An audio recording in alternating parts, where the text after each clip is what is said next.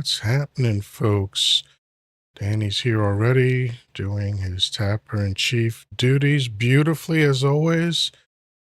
And I see some other people are streaming in and out as per usual. Jerry Jackson, hello. Jennifer, hello.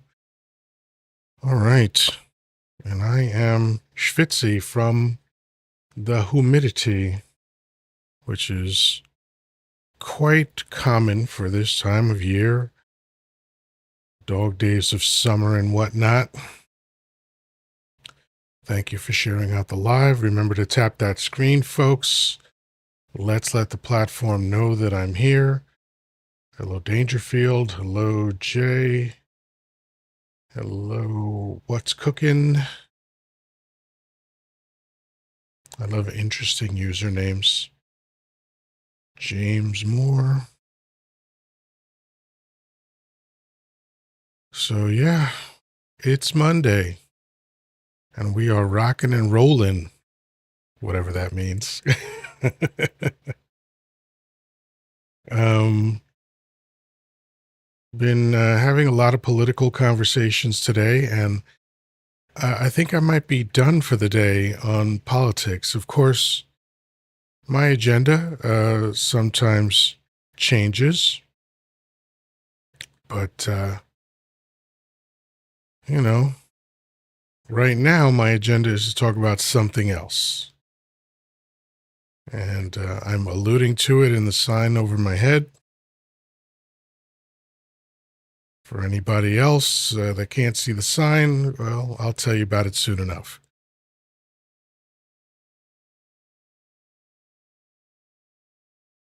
So let's see.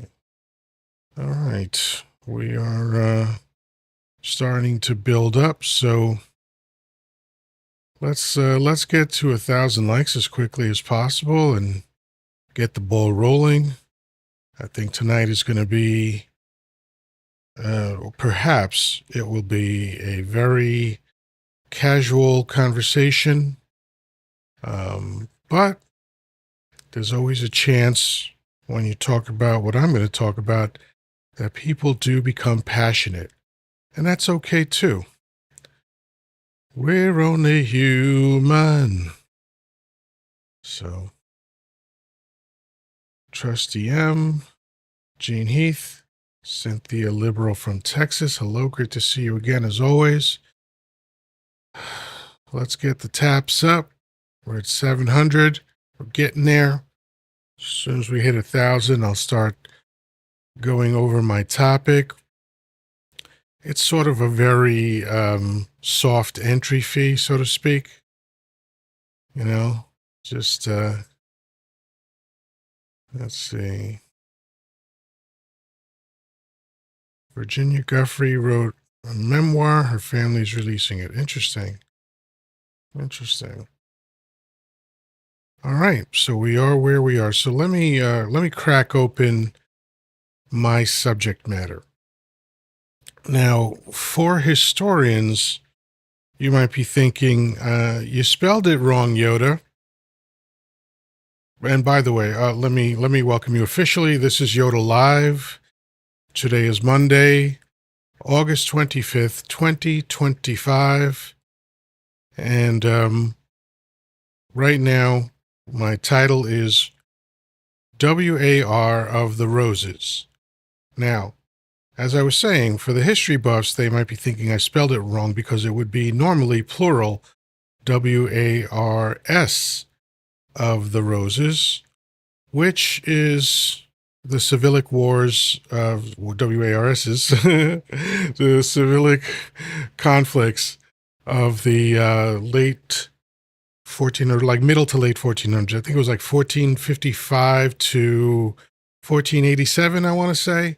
Around there, it was otherwise known as the Cousins War. Damn it, I keep saying the word. The Cousins WAR. So, I'm not referring to that. I'm actually referring to the film starring Michael Douglas and Kathleen Turner, WAR of the Roses, right? And why I'm referring to that is because of what I want to talk about today. which is men and women. I'm curious to hear from both sides. I want to know basically what men want women to know and what women want men to know. So essentially, it's a wish fulfillment kind of thing. Like if you could wave a magic wand and just let the other know something important, what would it be? And I think I'm leaving room for a lot of different answers. I'm not committed to anything. There's no right or wrong answer. This is really more of a thought experiment. And I think it's an interesting one. It wasn't my idea. Last night, I stopped by a new live that I've been checking out. This was the second time I had stopped by. And he had a title of Battle of the Schmexes. And I gave my perspective on that.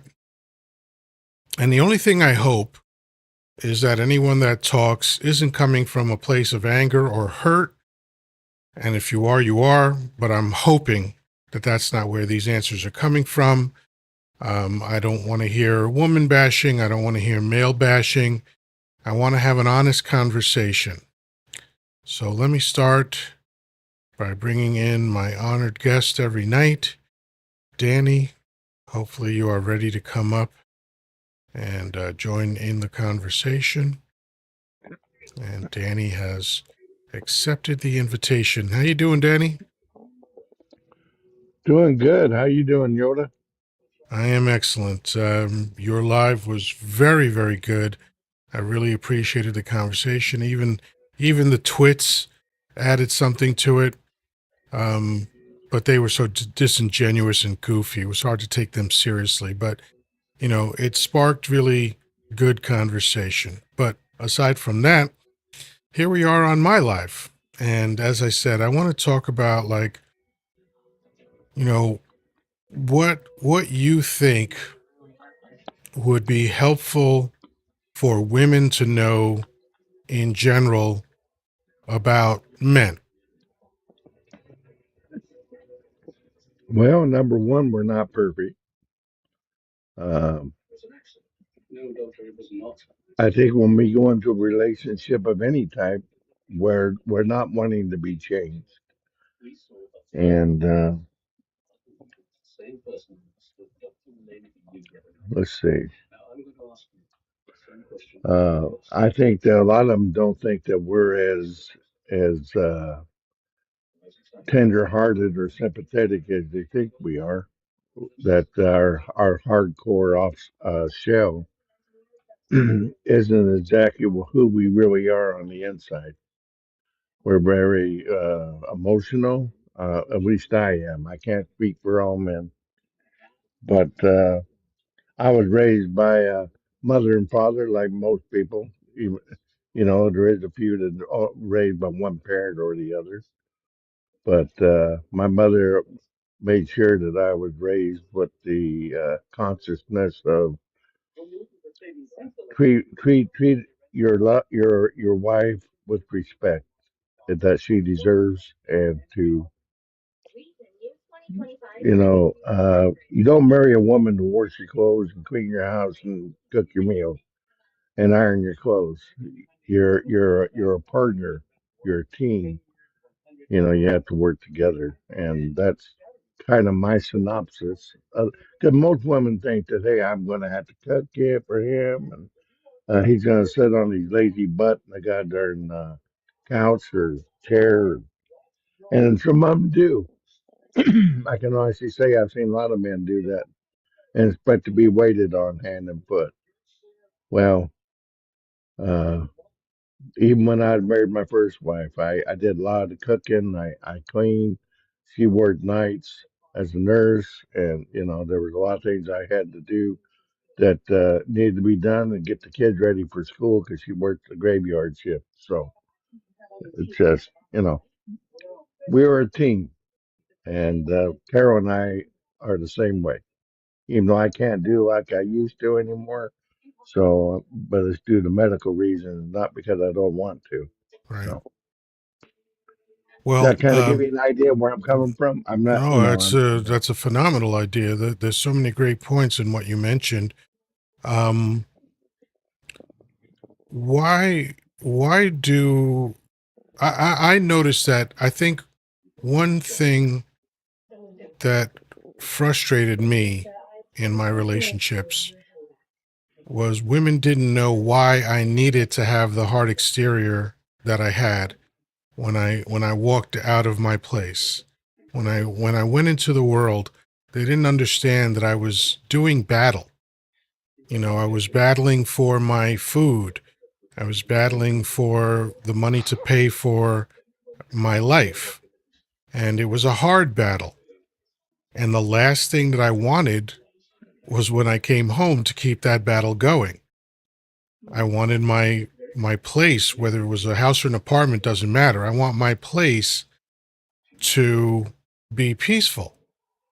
And I want it to be, if I'm with a woman, I want it to be her and I against the world. You know, we are the team that's fighting all the demons outside that are making life challenging and demanding money for everything and all that other stuff. I mean, that's the society we live in, and I accept that, but I don't want to come home and have to keep battling. As a matter of fact, there was this one woman that I lived with. I had to explain to her, like, she was always very enthusiastic when I came home, and I always appreciated that, but she wanted to start talking right away. Like, literally, I hadn't even closed the door and she's going 100 miles an hour. And I had to, because I realized that was irritating to me. I had lived with a couple of women at that point, but I had never experienced that. And then I realized, oh yeah, I need time when I come in, and not a long time, like 10 minutes. I need time to decompress when I come home. And it's sort of like the ritual of taking off my suit was also serving to take off the day and drop my armor and leave the battle behind on the battlefield, and thankfully she agreed to that. She didn't last long because she was a lunatic, but she at least agreed to that part of it, and it helped us. It helped when I could come home and say, how you doing, give her a hug and a kiss, and then just go in the bedroom by myself and take my suit off and just feel the day melt away from me. So I'm glad you brought up that point because that's, I think, very important. And another very important point that you brought up, which is something that I've been also trying to explain to women for basically my whole life, is the idea that we're just mindless robots, that we don't have feelings and stuff like that. Because we're so good at protecting ourselves with our hard exterior that sometimes women miss the fact that the only reason we're protecting ourselves is because we're vulnerable. We need to protect ourselves, and you're only vulnerable if you're human and have feelings, right? And like, I know from my early teen years, the friends I had, the guys that I ran with and all that stuff, I remember that we all cried with each other anytime, like, there was a breakup or whatever it was, some chick cheated on a dude or whatever. We processed that. We cried. We would literally surround the guy who was crying and, just hold him up and support him and all that stuff. So I never understood where this myth came from that guys are just these unfeeling dullards, I never, I did you ever like wrestle with that idea too?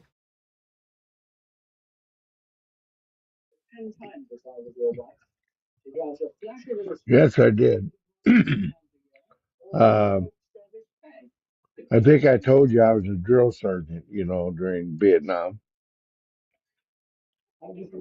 And My wife literally told me something I never knew. Is she says you would put your hat on, your campaign hat, leave for work, and your whole facial expression would change. And then when you got home, you'd take your hat off and put in your blocker that you blocked your hat to keep your hat blocked. And it took 30 minutes for your face to change. And it never Right. dawned on me that I looked like a drill sergeant from the time I got up in the morning till the time I came home at night for at least 30 minutes afterwards. Thank God Amy never saw that much of that because she was only like 2 years old Right. when I got off of drill sergeant duty. But yeah, I've encountered that because we are, in the army, I had to be that tough guy. I had to be that leader. I had to be that person all the time.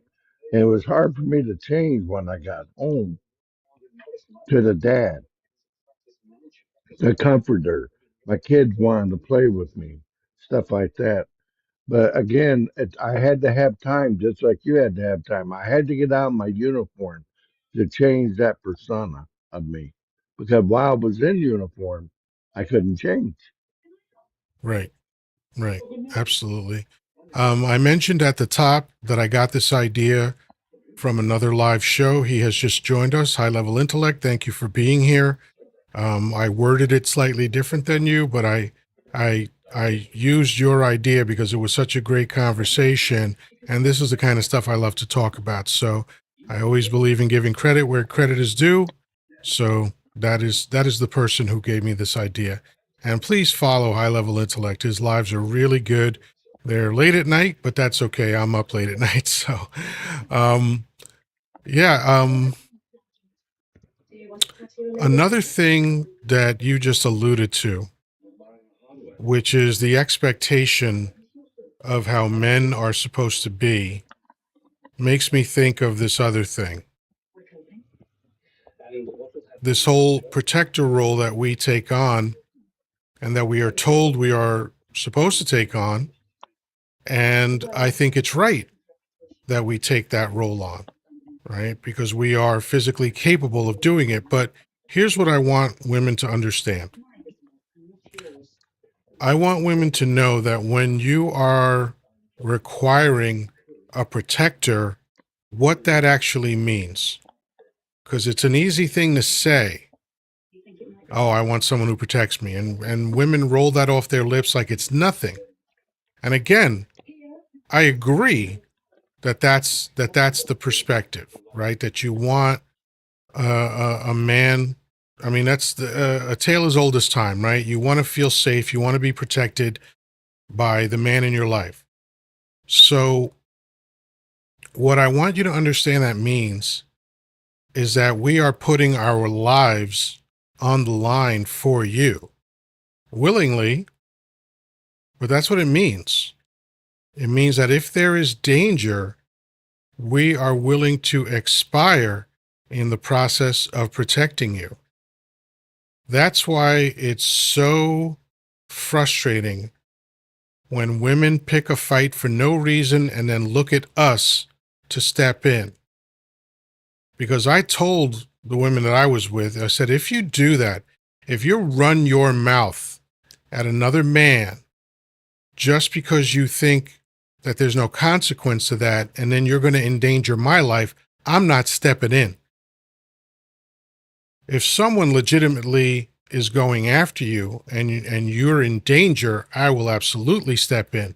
But if you create that situation, then you better be ready to handle it. Because a lot of dudes perish from that scenario all the time. It happens pretty much daily. So I want you to understand, ladies, when you say you want a man to protect you, just understand what that means. And I will task any of the women that are here tonight. And this is an assignment that you can choose or leave behind. It's up to you. But I'm just going to suggest something to you. If you are with a man who you feel safe around, who takes care of you, who respects you, who is there for you. Once in a while, just once in a while, say thank you. You won't imagine how far and meaningful how far that will take you and how meaningful that is. Like Bill Burr tells a joke about this. He said one night, this was before, I think before he was married to Mia, but uh, he said one hot summer day, he was out in the garage and he was working on the car. He's on his back under the car, dirty, hot, sweaty, the whole thing.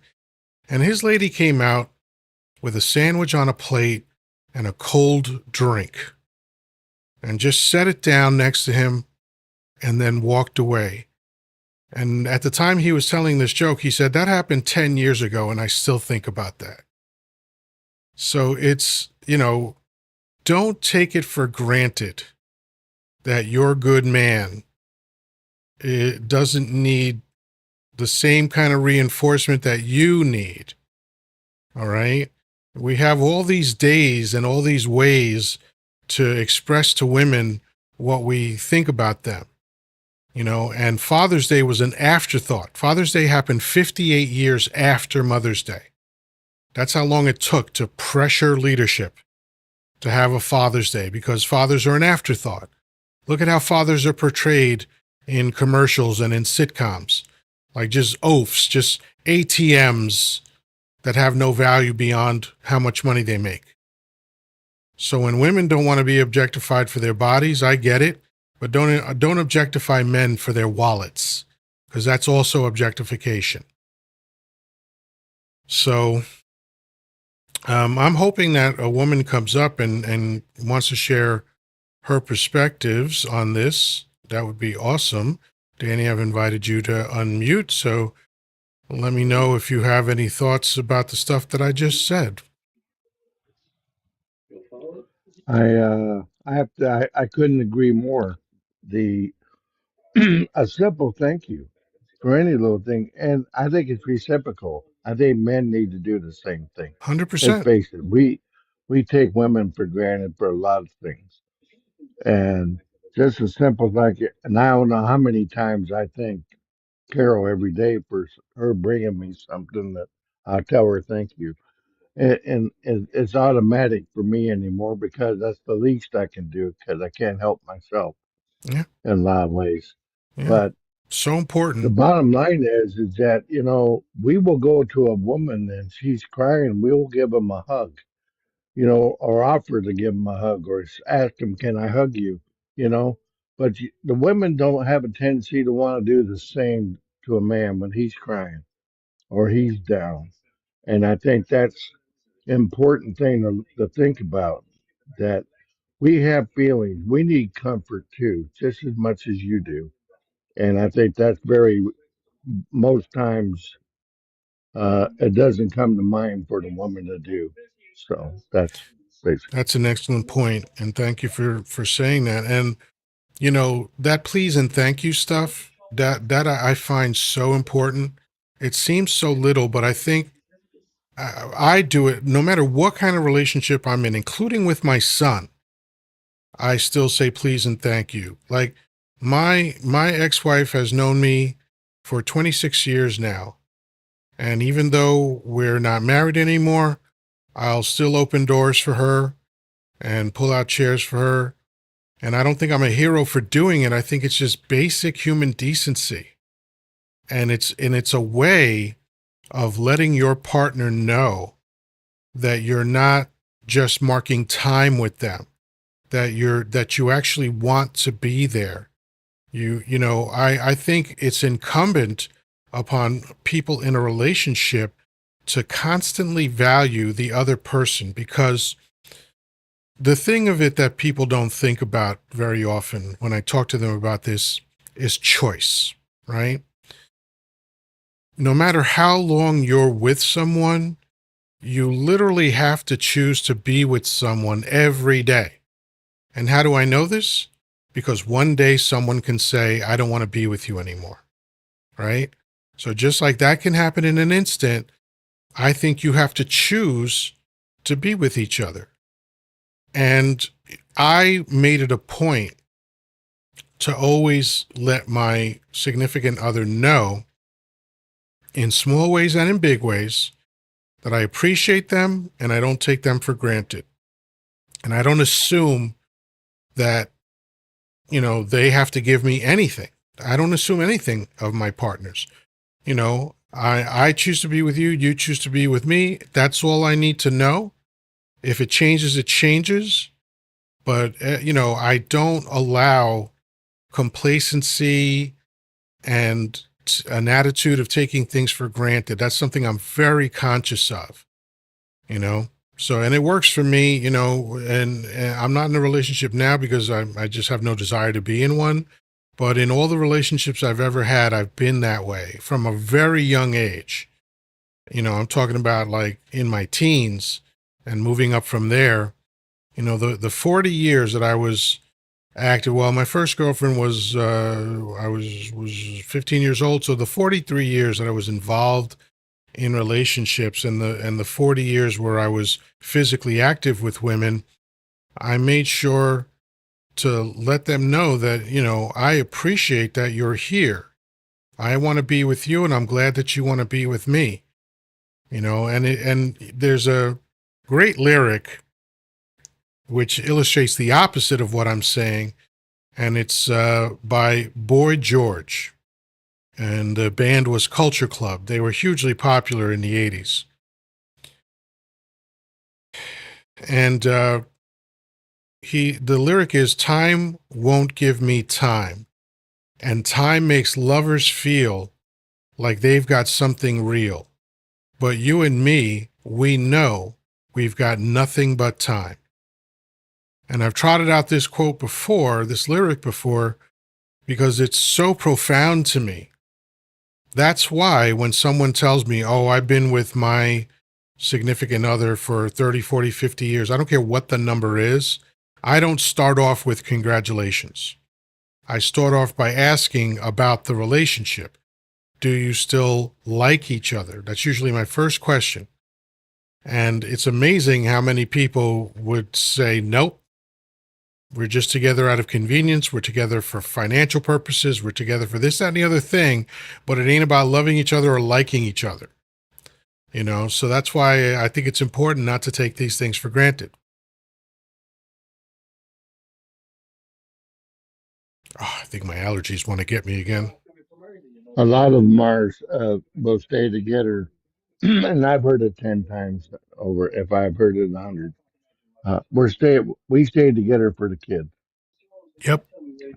and I can tell you that's almost worse because when you stay together for the kids, usually 9 times out of 10, the kids are suffering. It The depends on the the relationship, but yeah, there is yeah, that but you potential. know what Like, I'm saying? yeah, Yeah. if people manage that, like when I divorced my first wife, my son was like one maybe.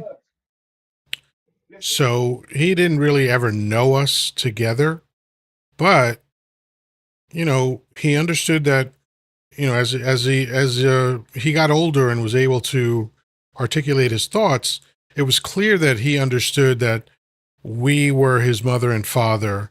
And he would ask us questions like, daddy, do you love mommy? Mommy, do you love daddy? And stuff like that. And the one thing that I insisted, well, there were two things I insisted on with my ex-wife. This was non-negotiable. I said, number one, I'm going to stop by 2 or 3 times a week during the week for about a half hour just to play with him a little bit and make sure that he doesn't confuse any other man for his father. And on the weekends, I'm going to take him also. But the other thing that I insisted on was, I don't care how angry you are at me because I ended the marriage. I don't care how much you hate me. Don't show that to our son. Our job is to raise him, to love him, to make him feel protected and safe, and try to teach him how to be a good man.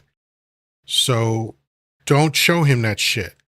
Unfortunately, I had to remind her of that like 500 times, but most of the time she was very good about that.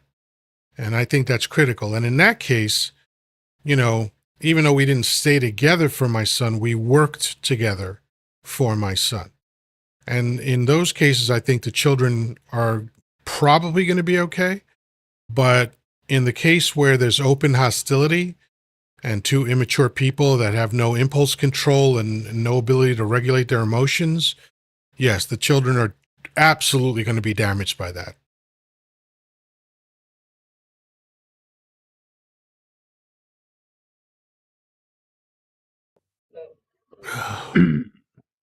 Ladies in the chat, if anybody wants to come up and talk, that'd be great. Have Yeah, a woman's I opinion think I up think here. Cynthia's usually at work at this time, so sometimes she can't come up. But um, whoever, if there's another woman, I'd love, because I'd love to ask that question of a woman, like, what do you want men to know? And maybe in the chats you can let me know, like, any ladies in the chat, please let me know. What do you want men to know? The one or two things that you think, and I know in the chat it might be difficult to articulate, but just a couple of things that you think it would be important for men to know. And I'll tell you my process of learning about women. Um, so up until I was 26, and as a young man, I was really in great shape and washboard abs and like a full head of hair and the whole thing. And I was very confident around women and stuff like that. So, oh, I love that. Okay, I got PNW. Good one. Okay, so um, I didn't really see women as anything more than warm places to park myself, right? And then by the time I was 26, I had had 5 train wreck relationships in a row. And I wanted to fix that. I didn't want to keep having the same awful relationship over. It was like a different woman and the same relationship every time. And what occurred to me is, even though I could honestly say that these women were clearly damaged, I had to ask myself, why do I keep inviting these damaged women into my life? And that's what uh, inspired me to do a year of celibacy. And that turned out to be one of the best decisions I ever made. And what I learned at the end of that, the first thing I learned was the opposite of what I thought originally, and that is women are people too. And then I had to decide what kind of man that I was going to be so I could get that, the woman that I wanted, right? So we have one thing. I saw a comment about not fixing our problems. Yes, we don't have to fix your problems. So this is what I would love you to do before you present a problem, because you do present problems to men, just like we probably present problems to you. But before you present the problem, say, I don't need you to fix this. Because if you present a problem to anyone that cares about you, their inclination is going to be to want to help you fix that problem. Let me catch up on these. K Rock says, thank God for MAGA to protect American women. That's hilarious. Now he wants men and women's sports. I don't know who you're talking to, K Rock, but it's clear that you are just someone that's desperate for attention and just saying ridiculous things. Okay, so.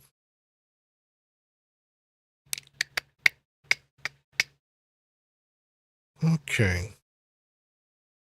So anything else? E&W fires, repeating my phrase. Okay, then saying yep. Whoops. You threw up a little hearing that. Okay, yeah, I get it. It was an awful way for me to think as a young man. I agree.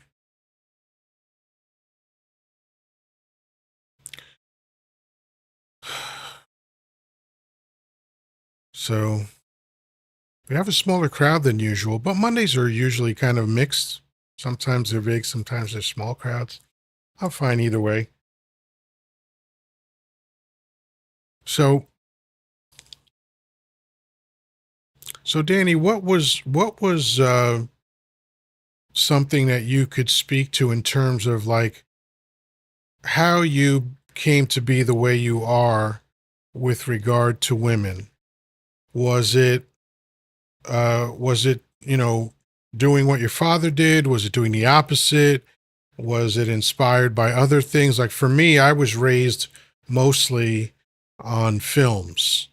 Like I learned a lot about manhood and respect and honor through the films that I watched because I didn't have anybody around to really teach me that stuff. So what influenced you?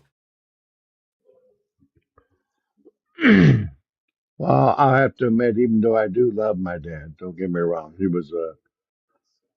I knew he loved me and stuff, and how he disciplined me, I didn't agree with. Unfortunately, I took some of that technique to my own kids, and I regret it in that regard. But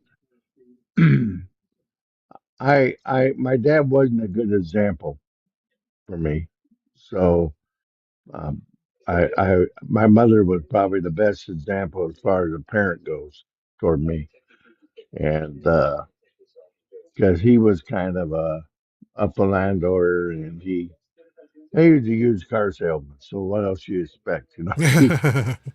And every time the bill collector got close to finding us, we moved.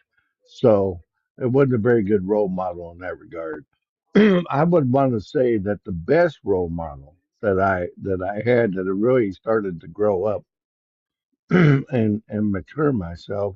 And I think you took a picture of him when you took that picture of Bill and I in our drill sergeant hats, and we're standing out by my car. He was my, he was like you and I. He was like 10 years older than me, and he had already been the Nam and back, and this was his second time on drill sergeant duty. But he was such a good dad, such a good parent, such a good man, and that I picked him and his wife to be my son Daniel's godparents. Mm, And I really thought that he was, so, and I was in my 20s when I was around him. So, and like you were saying earlier, a male brain really don't develop all the way until he's around 25. well, that's men and women, but yeah. Yeah, but you know what I'm saying. Hmm. So I was 26 when I left drill sergeant duty. So Bill was there for me from 72 to 76, and later on in life too. But those 4 years was really important for me, because I was also dealing with the memories of Vietnam and stuff. And he was a Vietnam vet, so he helped me out a lot to deal with that. And I had somebody to talk to about it. But he really made me mature quicker than I wouldn't have if I hadn't been around him. And I learned how to uh, to be the man that I am today. I have to credit him for a lot of it, you know. And Yeah, that's great. Yeah, my brother is 5 years older than me, and he influenced me mostly in social ways. Like he was always the life of the party. He has this huge laugh, which I wound up laughing just like him. And I took a lot of social cues from him. But he, even though when I was young, we were cool, even though we didn't live together. he took it upon himself to involve me in things, and he did his best, but he wasn't my father, and he wasn't old enough to be a mentor and pass on wisdom to me. But I did have some kind of model for maleness. But it mostly came from films like The Magnificent Seven and The Godfather, The French Connection.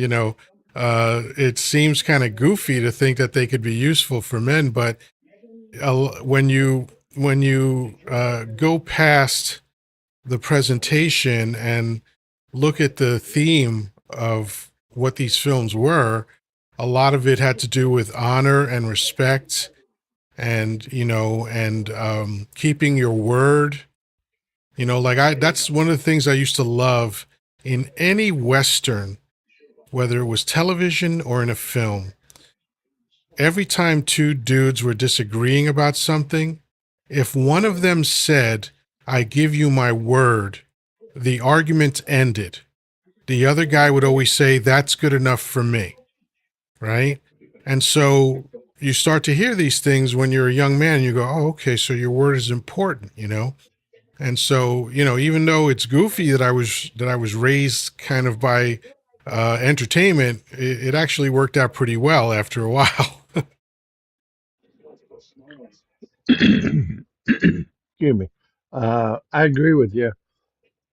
I did. I was fortunate. I missed one person that influenced me greatly, and I used to go spend some time with him every once in a while. Was my mom's sister's husband, my uncle Merlin. He was a school teacher. He was a Korean War veteran, but he was such a good man and very kind-hearted. And I actually felt closer to my uncle Merlin than I did my own dad. Mm, And I go and spend some time with my aunt and uncle, and it would be sometimes for a whole month. Because on the summertime when he wasn't teaching school, he painted houses, and I go out and paint houses with him and earned a little extra cash for school clothes. So when I get back to Colorado, and that was in my junior high years, not my older year where I had a job later on while I was in high school. But still, just being around him and the discussions that we had and how he treated my aunt Bev and everything, it was an example that I did not get at home, and that's what really kind of changed my attitude toward that. yeah. It's really important. Men need that because it's hard being a man, and and I acknowledge that it's hard being a woman as well. It's for both of us. It's hard in different ways, but it's still hard for people. But men have that a little bit of that extra burden of being, given the role of the center point of their family, the rock, the leader, all that stuff. And again, these roles are not set in stone. You don't have to follow these things, but generally that's the orientation that society has toward men. And societies are made up of men and women, so these are the messages that we get all our lives about how we're supposed to be, you know. And I remember one time, I think my son was maybe about three or four. And I caught my mother saying to him that little boys don't cry. And I almost lit my mother's house on fire. I was so angry. And I pulled her aside and I said, "For starters, he's my son. He will cry whenever he wants to, as loud as he wants to, for as long as he wants to. Number two, if you ever say anything like that to him again, you will never see him again." Because that's how strongly I felt about that kind of bullshit being poured into my son's ear.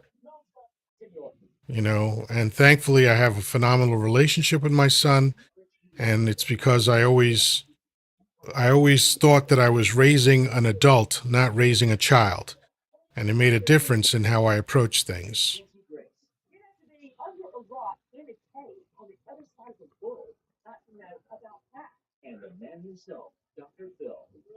Let's see. I had an interesting comment here. Dana says, I'm Republican, but I totally agree with you on the children. They need love and they deserve love. I don't know why you threw in the Republican part. You know, loving children is definitely not a partisan issue. No. But it is, you know, it's weird to me to hear these people, and I'm not including Dana in this comment because I don't know how Dana voted, and I'm not interested right now. But it is interesting to me that most of his loyal followers consider themselves, you know, family people and talk about protecting children, yet their actions don't support these words. You know, the South is where child beauty pageants started. Okay, Right. and I don't even understand how they're legal. I don't understand the fucking point of these things. Um, it's like, why are you objectifying and, you know, schmexualizing young girls? You're putting them in dresses, you're putting them in heels, you're putting makeup on them. What the fuck is that about? How are you talking about family values and you have that shit going on? Like, I don't get it. And then you talk about, you know, pro-life, but then you don't want school lunches and you don't want money for daycare and you don't want money for EBT and SNAP. Like, I don't think you know what these words mean. You say you're pro-life, but I don't No. think you know what that means. I think you're pro-birth because somehow it comforts you to have more people on the planet, but you don't seem to really be pro-life, because if you were pro-life, that means you would support someone from start to finish. That means making sure that everybody is fed, making sure that everybody's housed, making sure that everybody is on a level playing field of opportunity. And then when they get sick or hurt, being taken care of, and when they get older, being taken care of. That's what pro-life means to me, not just make sure there are births.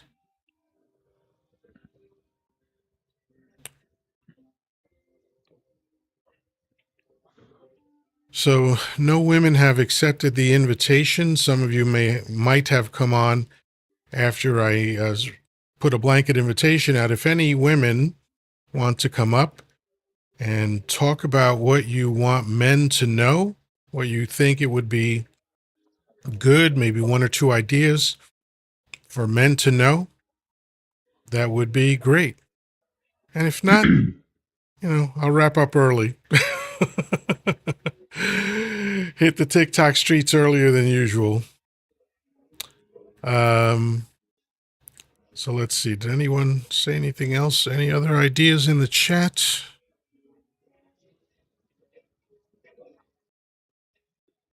Yeah, I won't repeat that exactly, Cynthia, but repubs want more babies for unalived soldiers. Yeah, I mean, that seems to be part of it.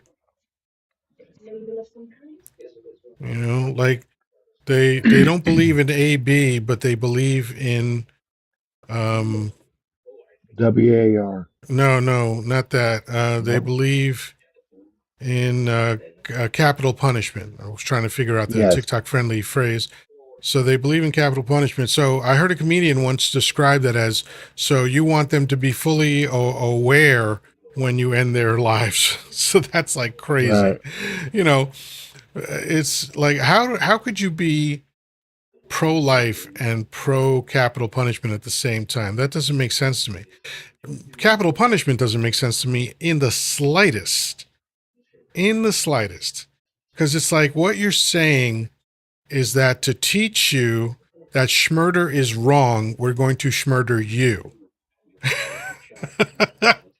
And But on those, top of the logical fallacy of it, it's the practical aspect of it. We know now that hundreds of people had their lives ended incorrectly, that were later exonerated by other evidence, whether it be DNA or eyewitness testimony or whatever it is, or finding out that the police lied about something. So if you put someone in jail for the rest of their life and you put them in jail by mistake, you have a chance to rectify the mistake. You don't have that option in capital punishment. Once you make the That's mistake, right. you can't fix it. So to me, only a barbaric country engages in that practice. And I think that America has outed itself very clearly as a barbaric country. You know, the same people that have that same thought process that you're talking about are most generally pro WAR. They I say that because today they've decided to reverse a 80-year decision made by President Truman to change the Department of War to the Department of Defense. And now they've reversed it. They're going to call it the Department of WAR WAR, got it. Yeah, or WAR Department, yeah. regardless, instead of Department of Defense. But you know what that So sounds like? this is, you know, That sounds like boys playing dress up.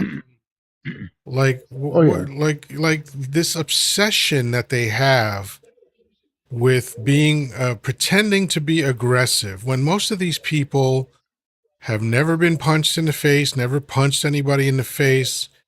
And I'm not trying to glamorize that in any way, but these people are soft and they know yeah, they're soft. That's why they always act so tough. That's why George Bush used to stand like he had a double holsters at his side, you know? It's like, dude, you were born in Connecticut.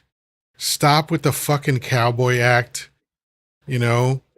And we know that you were a punk. Stop it. You know, and that's what I get. I get this strong punk energy from this administration. They all want to act aggressive and tough. Steve Bannon is like that. Miller is definitely like that. You know, Miller is a guy that if he ran into me on the street, he would poop his pants. You yep. know, but on TV, he's all, oh, we're gonna get rid of these hippies and these old dumbasses. Whatever. Hmm. Come walk up to me without your entourage and say that to my face.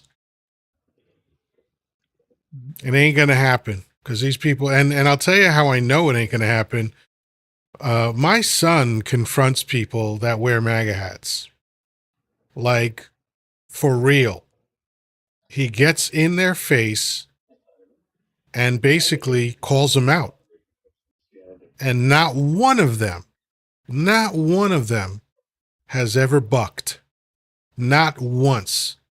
Not even flexed like you were gonna go. They just tuck their tail between their legs and crawl away.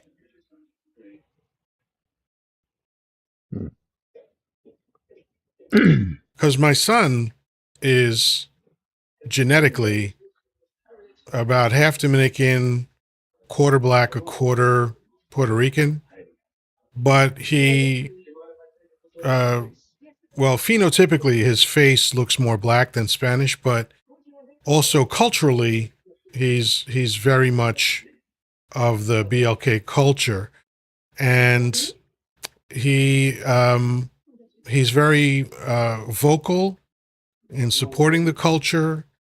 I have a video of him giving a speech in a famous church in Manhattan, which was an amazing speech, and he's very militant, you know.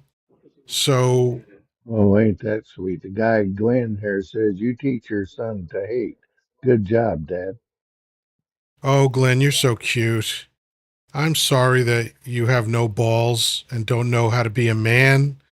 But what I taught my son to be was a man who stood for something.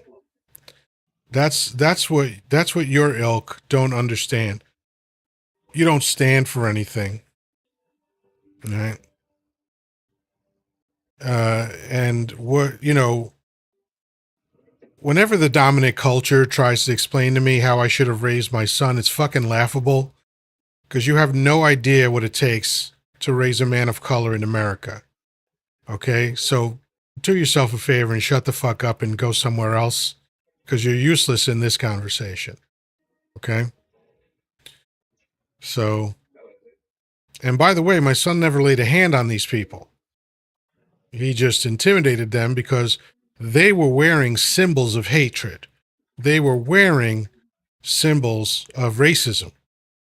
So he felt very, very strongly about confronting these people to make them stand up to their symbolism. And they folded like cheap fucking suits.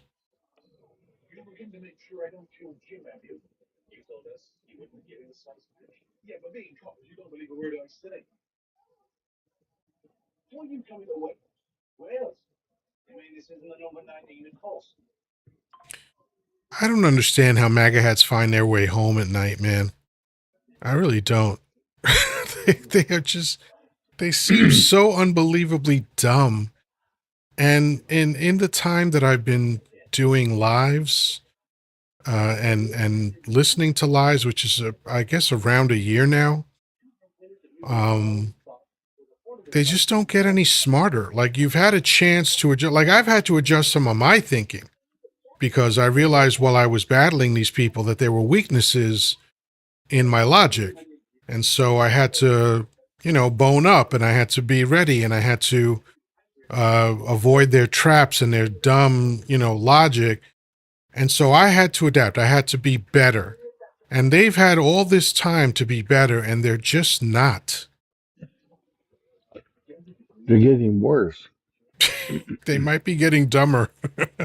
Yeah, I hate It's a to say it. progressive disease.